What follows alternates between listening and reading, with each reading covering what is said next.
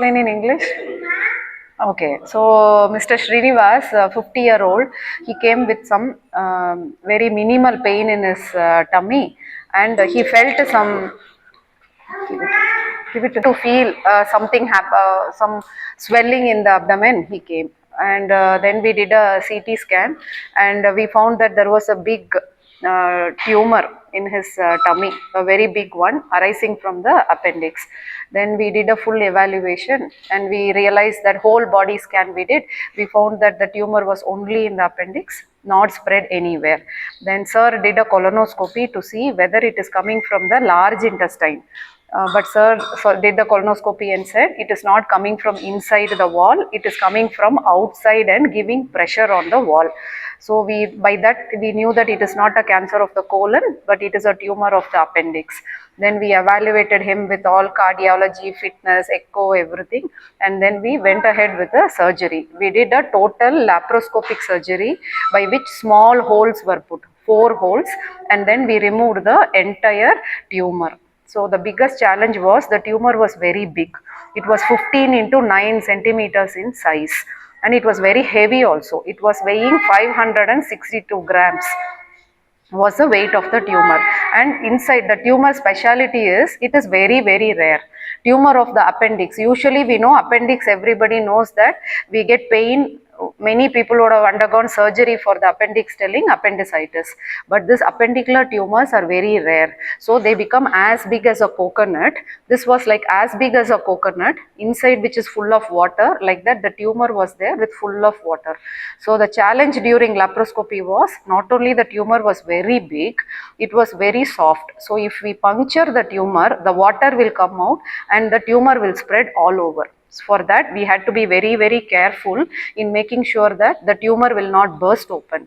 And then we removed the tumor totally intact. We could remove it without a single drop of tumor spilling inside. So this case is known for its extreme rare presentation, this bigger size of a tumor, and in which we were able to accomplish by a total laparoscopy itself. If it was an open surgery, patient would have taken 10 days, 15 days to recover. Around 30 centimeter long, number of stitches would have been 20-25 stitches. But here we, by laparoscopy, we put only small 4 holes, and then 5 mm holes too, and 10 mm holes too. And we had a small, around 9 centimeters, I had to make an incision because we had to remove the tumor without breaking. Even a smaller one means the tumor will break. So with small incision, quick recovery. So you can ask him about how his experience was.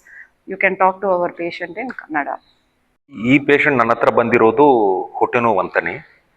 ದೊಡ್ಡ ವಯಸ್ಸವರು, 50 ವರ್ಷ ಈ ಥರ ಇದ್ದಂಗೆ ಸಾಧಾರಣವಾಗಿ screening colonoscopy ಅಂತ ಒಂದು ಮಾಡ್ತೀವಿ. ಯಾಕಂದರೆ ಈ ವಯಸ್ಸಲ್ಲಿ ಒಳಗೆ ಸ್ವಲ್ಪ ಗಡ್ಡೆಗಳು ಇದು ಇರೋಕ್ಕೆ ಚಾನ್ಸ್ ಜಾಸ್ತಿ ಇರುತ್ತೆ.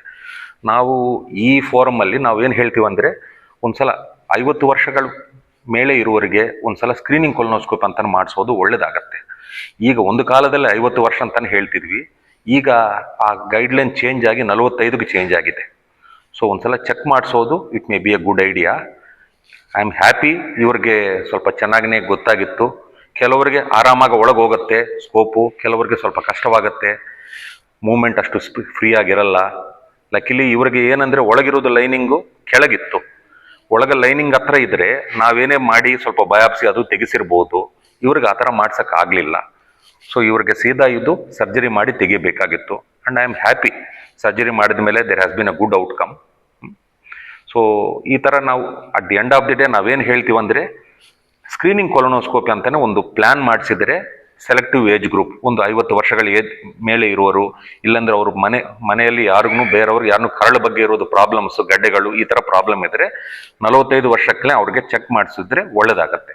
ಯಾಕಂದರೆ ನಾವು ಬೇಗ ನಮಗೆ ಡಿಟೆಕ್ಟ್ ಮಾಡ್ಕೋಬೋದು, we can do something about it. ಈ ಥರ ಕಂಡೀಷನ್ಗೆ ಇದೇ ಕಾರಣ ಅಂತಲೇ ಹೇಳೋಕ್ಕಾಗಲ್ಲ ಪಾಪು. ಒಳಗಿರೋದು ಕ್ಯಾನ್ಸರ್ ಗಡ್ಡೆಗಳಿಗೆ ಅವರು ಊಟ ಮಾಡೋದು ವಿಧಾನಗಳು, ಆ ಊಟ ಮಾಡೋದು ಪದಾರ್ಥಗಳು, ಅದರಲ್ಲಿ ಏನೇನಿರುತ್ತೆ, ಅದರಿಂದ ಕರಳು ಮೂಮೆಂಟು ಸ್ವಲ್ಪ ತುಂಬ ಸ್ಲೋ ಆಗಿದ್ರೆ ಅದರಿಂದ ಆ ಥರ ಬರೋಕ್ಕೆ ಚಾನ್ಸ್ ಇದೆ. ಕೆಲವರಿಗೆ ಸ್ವಲ್ಪ ಜೆನೆಟಿಕ್ ಜನ್ಯುಪರವಾದ ಕಾರಣಗಳು ಆ ಥರ ಇರ್ಬೋದು. ಇವರಿಗೆ ಕಾರಣ ಇರಲ್ಲ. ಇದು ಕಂಪ್ಲೀಟ್ಲಿ ಡಿಫರೆಂಟ್, ರೇರ್ ಪದ್ಧತಿ. ಅಂದರೆ ಸ್ವಲ್ಪ ಸೊಪ್ಪಿರೋದು ಪದಾರ್ಥಗಳು ಜಾಸ್ತಿ ತಿನ್ನಬೇಕು, ಏನಂದರೆ ಸ್ವಲ್ಪ ಕರಳು ಮೂಮೆಂಟ್ ಚೆನ್ನಾಗಿರಬೇಕು. ಲೇಟಾಗಿ ಊಟ ಮಾಡೋದು, ಈ ಥರ ಎಲ್ಲ ಮಾಡ್ತಾ ಇದ್ರೆ ಕರಳು ಮೂಮೆಂಟೇ ಇರಲ್ಲ. ಎಷ್ಟು ಜಾಸ್ತಿ ಟೈಮು ನಿಮ್ಮ ಆಹಾರ ಏನೇನು ವೇಸ್ಟ್ ಇರುತ್ತೋ, ನಿಮ್ಮ ಲೈನಿಂಗ್ ಎಕ್ಸ್ಪೋಜರ್ ಇದ್ದರೆ ಆ ರಿಸ್ಕ್ ಜಾಸ್ತಿ ಆಗ್ತಾ ಆಗ್ತಾ ಇರುತ್ತೆ.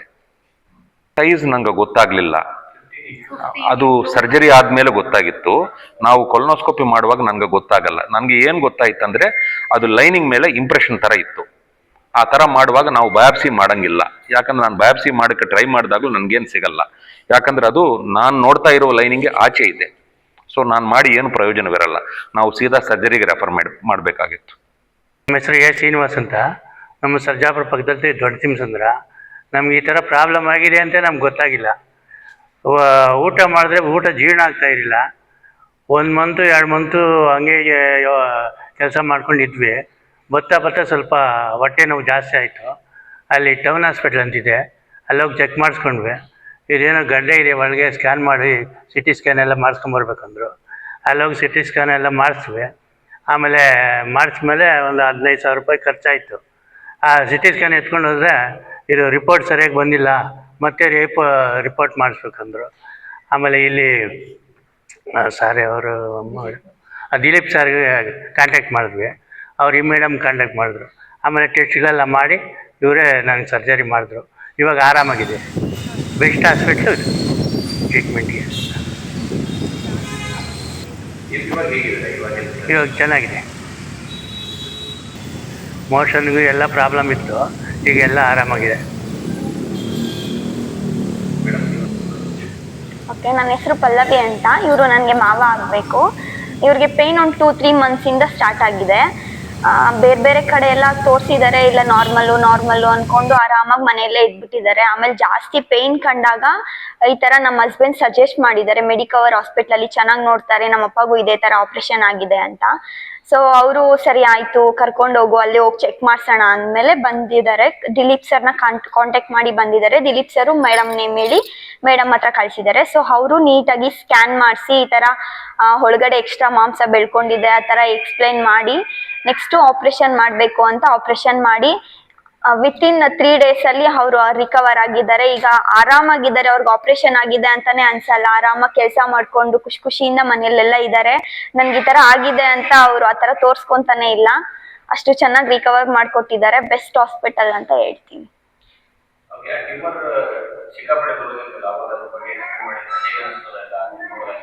ಸರ್ ನಾನು ಅವಾಗೆಲ್ಲ ಬಂದಿಲ್ಲ.